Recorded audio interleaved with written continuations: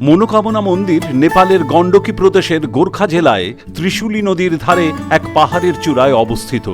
ত্রিশুলীর ধারে কুরিন্তর গ্রাম থেকে আপনাকে উঠতে হবে রোপওয়েতে। টিকিটের দাম বেশ চড়া, ভারতীয় নাগরিকদের জন্য যাওয়া আসা মিলিয়ে 670 টাকা পড়বে। একবার চড়ে বসলেই স্বয়ংক্রিয় কেবল কার একেবারে খাড়াই পাহাড়ের গা বেয়ে সোজা উঠতে থাকবে ওপরে। নিচে দেখা যাবে বিস্তীর্ণ ত্রিশুলী উপত্যকা। উচ্চতায় ভয় থাকলে চোখ বন্ধ করে ফেলা ছাড়া উপায় নেই। মনোকামনা মন্দিরের এই রোপওয়ের উদ্বোধন হয়েছিল 1998 সালের নভেম্বরে। অত্যাধুনিক অস্ট্রিয়ান জার্মান প্রযুক্তিতে বানানো এই ব্যবস্থায় স্বয়ংক্রিয়ভাবে চালিত মোট 34টি গন্ডোলা নিরন্তর ওঠানামা করে মন্দির অবধি। প্রতি গন্ডোলায় 6 জনের বসার ব্যবস্থা রয়েছে। মাত্র 10 মিনিটে প্রায় 3 কিলোমিটার পথ পাড়ি দিয়ে আপনাকে পৌঁছে দেবে মনোকামনা মন্দিরের নিজস্ব রোপওয়ের স্টেশনে।